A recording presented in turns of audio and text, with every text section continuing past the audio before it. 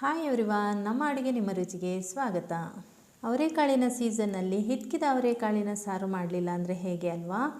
ಹಿತ್ಕಿದ ಅವರೆಕಾಳಿನ ಸಾರು ಮುದ್ದೆ ಅಂದರೆ ಸೂಪರಾದ ಕಾಂಬಿನೇಷನು. ಇದನ್ನು ನಾವು ಎಷ್ಟು ಬಾರಿ ಮಾಡಿಕೊಂಡು ತಿಂದ್ರೂ ಇನ್ನೂ ಕೂಡ ತಿನ್ನಬೇಕು ಅಂತ ಅನ್ನಿಸುವಷ್ಟು ರುಚಿ. ಬನ್ನಿ, ನಾನಿವತ್ತು ನಿಮಗೆ ಹಿತ್ಕಿದ ಅವರೆಕಾಳು ಸಾರು ನಾನು ಯಾವ ರೀತಿ ಮಾಡ್ತಾಯಿದ್ದೀನಿ ಅಂತ ತೋರಿಸ್ತಾ ಇದ್ದೀನಿ.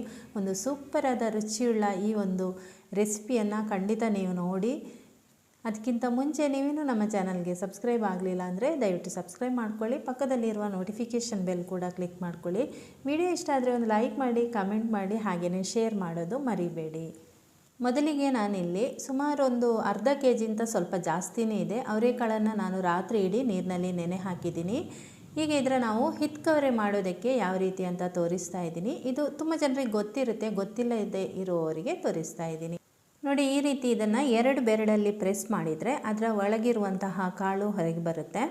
ಇದಕ್ಕೆ ನಾವು ಹಿತ್ಕವರೆ ಅಥವಾ ತುಂಬ ಬೇರೆ ಬೇರೆ ಹೆಸರಿನಿಂದ ಒಬ್ಬೊಬ್ಬರು ಕರೀತಾರೆ, ಹಿತ್ಕವರೆ ಅಂತ ಹೇಳ್ತೀವಿ. ಎಲ್ಲವನ್ನು ನಾನು ಇದೇ ರೀತಿ ಮಾಡ್ಕೊಳ್ತೀನಿ. ಇದೊಂದು ಸ್ವಲ್ಪ ಟೈಮ್ ತಗೊಳ್ಳುವಂತಹ ಕೆಲಸ. 2 ಬೆರಳಲ್ಲಿ ನಿಮಗೆ ಆಗಲಿಲ್ಲ ಅಂದರೆ ನೀವು ಈ ರೀತಿ ಕೂಡ ಮಾಡ್ಕೊಳ್ಬೋದು. ಈಗ ಎಲ್ಲ ರೆಡಿ ಮಾಡ್ಕೊಂಡಿದ್ದೀನಿ. ಒಂದು ದೊಡ್ಡ ಬೌಲಲ್ಲಿ ಇಷ್ಟ ಆಗಿದೆ ನೋಡಿ. ಈಗ ಸಾರು ಮಾಡೋದಕ್ಕೆ ಬೇರೆ ಏನು ಸಾಮಗ್ರಿಗಳಂತ ನೋಡೋಣ. 2 ಟೊಮೆಟೊ ತೊಗೊಂಡಿದ್ದೀನಿ, ಹಾಗೆಯೇ 1 ಗೆಡ್ಡೆ ಬೆಳ್ಳುಳ್ಳಿ, 1 ಇಂಚಿನಷ್ಟು ಶುಂಠಿ ತೊಗೊಂಡಿದ್ದೀನಿ, 2 ಮೀಡಿಯಮ್ ಗಾತ್ರದ ಈರುಳ್ಳಿ, 3 ಟೀ ಸ್ಪೂನ್ ಚಿಲ್ಲಿ ಪೌಡರ್ ಅಥವಾ ಅಚ್ಚ ಖಾರದ ಪುಡಿ, 2 ಟೀ ಸ್ಪೂನಷ್ಟು ಧನಿಯಾ ಪುಡಿ, ಅರ್ಧ ಟೀ ಸ್ಪೂನ್ ಸೋಂಪು ಕಾಳು, 1 ಟೀ ಸ್ಪೂನ್ ಗಸಗಸೆ, 1 ಚಕ್ಕೆ, ಒಂದು 4-5 ಲವಂಗ, ಸ್ವಲ್ಪ ಕೊತ್ತಂಬರಿ ಸೊಪ್ಪು, ಅರ್ಧ ಟೀ ಸ್ಪೂನ್ ಜೀರಿಗೆ, 4 ಟೇಬಲ್ ಸ್ಪೂನಷ್ಟು ತೆಂಗಿನ ತುರಿ, ರುಚಿಗೆ ತಕ್ಕಷ್ಟು ಉಪ್ಪು, ಒಗ್ಗರಣೆಗೆ ಬೇಕಾಗುವಷ್ಟು ಎಣ್ಣೆ. ನಾನಿಲ್ಲಿ 4 ಟೇಬಲ್ ಸ್ಪೂನಷ್ಟು ತೊಗೊಂಡಿದ್ದೀನಿ. ಇವಿಷ್ಟು ಬೇಕಾಗುವಂತಹ ಸಾಮಗ್ರಿಗಳು. ಬನ್ನಿ, ಈಗ ಇದನ್ನು ಮಾಡೋದು ಹೇಗೆ ಅಂತ ನೋಡೋಣ. ಈಗ ಮೊದಲಿಗೆ ಮಸಾಲೆ ರೆಡಿ ಮಾಡ್ಕೊಳ್ಳೋಣ.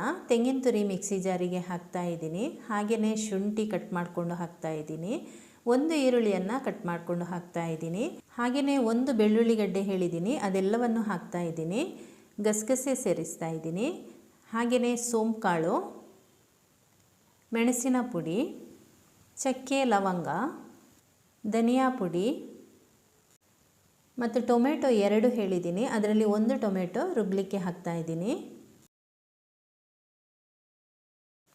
ಆಮೇಲೆ ರುಬ್ಲಿಕ್ಕೆ ಬೇಕಾಗುವಷ್ಟು ನೀರು ಸೇರಿಸ್ಕೊಂಡು ಇದನ್ನು ನುಣ್ಣಗೆ ರುಬ್ಕೊಳ್ಬೇಕು. ಈಗ ಮಸಾಲೆಗೆ ರೆಡಿ ಆಗಿದೆ, ಚೆನ್ನಾಗಿ ನುಣ್ಣಗೆ ರುಬ್ಕೊಂಡಿದ್ದೀನಿ ಈ ರೀತಿ. ಬನ್ನಿ, ಈಗ ಒಲೆ ಮೇಲೆ ಬಾಣಲೆ ಇಟ್ಟು ಅದರಲ್ಲಿ ಎಣ್ಣೆ ಹಾಕ್ತಾ ಇದ್ದೀನಿ. ಎಣ್ಣೆ ಸ್ವಲ್ಪ ಬಿಸಿ ಆದಮೇಲೆ ಇದಕ್ಕೆ ಜೀರಿಗೆ ಹಾಕ್ಕೊಳ್ಳೋಣ. ಜೀರಿಗೆ ಸ್ವಲ್ಪ ಫ್ರೈ ಆಗಬೇಕು. ಜೀರಿಗೆ ಯಾವಾಗಲೂ ಜಾಸ್ತಿ ಫ್ರೈ ಆದರೆ ಕಹಿ ಬರುತ್ತೆ, ನೆನ್ಪಿಟ್ಕೊಳ್ಳಿ. ಈಗ ಇನ್ನೊಂದು ಈರುಳ್ಳಿ ಇತ್ತಲ್ಲ, ಅದನ್ನು ಸಣ್ಣದಾಗಿ ಕಟ್ ಮಾಡಿಕೊಂಡು ಹಾಕ್ತಾ ಇದ್ದೀನಿ. ಇದು ಸ್ವಲ್ಪ ಫ್ರೈ ಆಗಬೇಕು, ಒಂದು ಅರ್ಧ ನಿಮಿಷ ಇದನ್ನು ಫ್ರೈ ಮಾಡ್ಕೊಳ್ತೀನಿ. ನೋಡಿ, ಈ ರೀತಿ ಈರುಳ್ಳಿಯನ್ನು ಫ್ರೈ ಮಾಡ್ಕೊಂಡಿದ್ದೀನಿ, ಸ್ವಲ್ಪ ಡಾರ್ಕ್ ಕಲರ್ ಬಂದಿದೆ. ಈಗ ಇನ್ನೊಂದು ಟೊಮೆಟೊ ಇತ್ತಲ್ಲ, ಅದನ್ನು ಸಣ್ಣಗೆ ಕಟ್ ಮಾಡಿಕೊಂಡು ಹಾಕ್ತಾ ಇದ್ದೀನಿ. ಇದು ಕೂಡ ಒಂದು ಸ್ವಲ್ಪ ಫ್ರೈ ಆಗಬೇಕು. ಇದು ಕೂಡ 1 ನಿಮಿಷದಷ್ಟು ಕಾಲ ಇದನ್ನು ಫ್ರೈ ಮಾಡ್ಕೋತೀನಿ ನಾನು. ಈಗ ಇದು ಸ್ವಲ್ಪ ಫ್ರೈ ಆಗಿದೆ. ಈಗ ಇದಕ್ಕೆ ನಾನು ಹಿತ್ಕಿದ ಅವರೆಕಾಳನ್ನು ಸೇರಿಸ್ತಾ ಇದ್ದೀನಿ. ಸೇರಿಸ್ಬಿಟ್ಟು ಇದು ಒಂದು ಸ್ವಲ್ಪ ಇದರ ಒಂದು ಹಸಿ ಸ್ಮೆಲ್ ಹೋಗಬೇಕು. ಅದಕ್ಕೋಸ್ಕರ 1 ನಿಮಿಷಗಳ ಕಾಲ ನಾವು ಇದನ್ನು ಫ್ರೈ ಮಾಡಬೇಕಾಗುತ್ತೆ. ನೀವು ಕುಕ್ಕರ್ನಲ್ಲಿ ಆದರೆ 1 ನಿಮಿಷದ ಕಾಲ ಇದನ್ನು ಫ್ರೈ ಮಾಡ್ಕೊಳ್ಳಿ, ಕುಕ್ಕರ್ನಲ್ಲಿ ಎಲ್ಲ ಪ್ರೊಸೆಸ್ ಮಾಡೋದಾದರೆ. ನಾನಿಲ್ಲಿ ಒಂದು ಓಪನ್ ಬಾಣಲೆಯಲ್ಲಿ ಮಾಡ್ತಾಯಿದ್ದೀನಿ, ಹಾಗೆಯೇ ಬೇಯಿಸ್ತಾ ಇದ್ದೀನಿ ಇದರಲ್ಲಿ. ಅದಕ್ಕೋಸ್ಕರ ಕೇವಲ ಒಂದು ಅರ್ಧ ನಿಮಿಷ ಮಾತ್ರ ಫ್ರೈ ಮಾಡ್ಕೊಳ್ತಾ ಇದ್ದೀನಿ. ಕುಕ್ಕರ್ನಲ್ಲಾದರೆ ಆಮೇಲೆ ಅದರ ಸ್ಮೆಲ್ ಹೋಗೋದಿಲ್ಲ. ಈ ರೀತಿ ಓಪನ್ ಬಾಣಲೆಯಲ್ಲಿ ನಾವು ಮಾಡಿದಾಗ ಅದರ ಒಂದು ಹಸಿ ಸ್ಮೆಲ್ಲು ಬೇಯ್ತಾ ಅದು ಹೋಗುತ್ತೆ. ಅದಕ್ಕೋಸ್ಕರ ಅರ್ಧ ನಿಮಿಷ ಸಾಕು ಇದರಲ್ಲಿ. ಆದರೆ ಕುಕ್ಕರ್ನಲ್ಲೇ ಮಾಡೋದಾದರೆ ಆ ರೀತಿ ಕೂಡ ನಾನು ಮಾಡ್ಕೊಡ್ತೀನಿ, ಜಾಸ್ತಿ ಕುಕ್ಕರ್ನಲ್ಲೇ ಮಾಡೋದು. ಇವತ್ತು ಈ ರೀತಿ ಮಾಡ್ಕೊಂಡಿದ್ದೀನಿ. ಈಗ ಅರ್ಧ ನಿಮಿಷ ಇದು ಫ್ರೈ ಆದಮೇಲೆ ಈ ರುಬ್ಬಿರುವಂತಹ ಮಸಾಲೆಯನ್ನು ಇದಕ್ಕೆ ಸೇರಿಸ್ತಾ ಇದ್ದೀನಿ. ಈಗ ಇದನ್ನು ಕೂಡ 1 ನಿಮಿಷಗಳ ಕಾಲ ಇದನ್ನು ಚೆನ್ನಾಗಿ ನಾನು ಫ್ರೈ ಮಾಡ್ಕೋತಾ ಇದ್ದೀನಿ. ಯಾಕೆಂದರೆ ತೆಂಗಿನ ತುರಿ ಎಲ್ಲ ನಾವು ಹಾಗೇ ಹಾಕಿದ್ದೀವಿ, ಮತ್ತು ಮೆಣಸಿನ ಪುಡಿ, ಧನಿಯಾ ಪುಡಿ ಎಲ್ಲ ಹಸಿ ಹಾಕಿದ್ದೀವಲ್ವ, ಅದರ ಒಂದು ಸ್ಮೆಲ್ಲೆಲ್ಲ ಸ್ವಲ್ಪ ಹೋಗಬೇಕು. ಅದಕ್ಕೋಸ್ಕರ ಈ ರೀತಿ ಫಸ್ಟ್ ನಾವು ಮಾಡ್ಕೋಬೇಕು. ನೀರು ಹಾಕಿದ ಮೇಲೆ ನೀವು ಎಷ್ಟೇ ಕುದಿಸಿದ್ರೂ ಅದು ಆ ಹಸಿ ಸ್ಮೆಲ್ ಹಾಗೇ ಇರುತ್ತೆ. ಇದೇ 1 ನಿಮಿಷಗಳ ಕಾಲ ಫ್ರೈ ಮಾಡ್ಕೊಂಡು ಆದಮೇಲೆ ನಾನು ಮಸಾಲೆ ನೀರು, ಸ್ವಲ್ಪ ನೀರು, ರುಚಿಗೆ ತಕ್ಕಷ್ಟು ಉಪ್ಪು ಎಲ್ಲ ಹಾಕಿ ಚೆನ್ನಾಗಿ ಇದನ್ನು ಮಿಕ್ಸ್ ಮಾಡ್ಕೊಳ್ತಾ ಇದ್ದೀನಿ. ಈಗ ನಮಗೆ ನೀರು ಎಷ್ಟು ಬೇಕು ಇನ್ನೂ ಬೇಕಾದರೆ ಹಾಕೋಬೋದು. ಈಗ ಇನ್ನೂ ಕೂಡ ಸ್ವಲ್ಪ ನೀರು ಹಾಕಿಬಿಟ್ಟು ಸ್ವಲ್ಪ ಇದು ಕುದಿ ಬರಲಿ, ಆಮೇಲೆ ಇದನ್ನು ಮುಚ್ಚಿಟ್ಟು ಬೇಯಿಸ್ಕೊಳ್ಳೋಣ. ಈಗ ಇದು ಚೆನ್ನಾಗಿ ಕುದಿ ಬರ್ತಾ ಇದೆ. ಈಗ ಮುಚ್ಚಿಟ್ಟು ಇದನ್ನು ನಾನು 15 ನಿಮಿಷ ಮಿನಿಮಮ್ ಉರಿಯಲ್ಲಿ ಇಟ್ಟು ಬೇಯಿಸ್ತಾ ಇದ್ದೀನಿ. ಮಧ್ಯದಲ್ಲಿ ಮುಚ್ಚಳ ಒಂದು ಸರ್ತಿ ತೆಗೆದು ನೀವು ಅದನ್ನು ಸೌಟಲ್ಲಿ ತಿರುಗಿಸಿ ಆಮೇಲೆ ಮುಚ್ಚಳ ಇಟ್ಟು ವಾಪಸ್ಸು ಬೇಯಿಸ್ಕೊಳ್ಳಿ.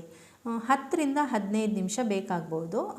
ನಿಮಗೆ ತುಂಬ ಎಳೆದಾದರೆ ಸ್ವಲ್ಪ ಬೇಗ ಬೇಯುತ್ತೆ. ಇನ್ನೊಂದು ಸ್ವಲ್ಪ ಅದು ಜಾಸ್ತಿ ಒಂದು ಸ್ವಲ್ಪ ಬಲ್ತಿದ್ರೆ ಒಂದು ಸ್ವಲ್ಪ ಟೈಮ್ ತೊಗೋಬೋದು ಅಷ್ಟೇ.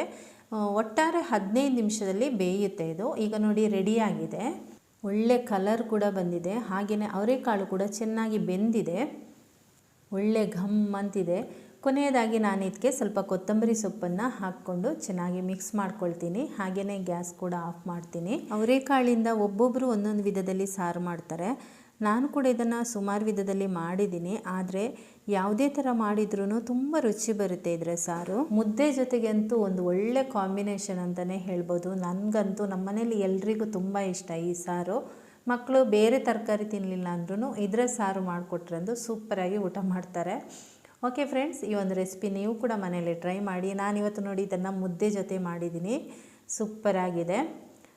ನೀವು ಕೂಡ ಈ ಒಂದು ರೆಸಿಪಿ ಇಷ್ಟ ಆದರೆ ಲೈಕ್ ಮಾಡಿ, ಹಾಗೆಯೇ ಶೇರ್ ಮಾಡಿ, ಕಮೆಂಟ್ ಮಾಡಿ ಅಂತ ಹೇಳ್ತಾ ಥ್ಯಾಂಕ್ ಯು.